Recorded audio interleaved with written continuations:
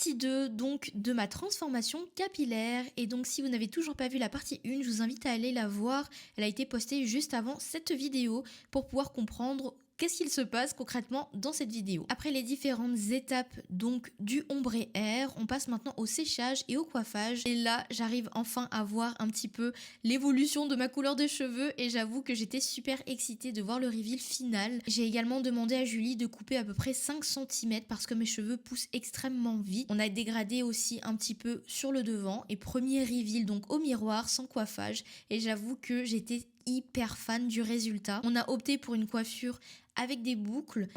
Dans l'autre sens.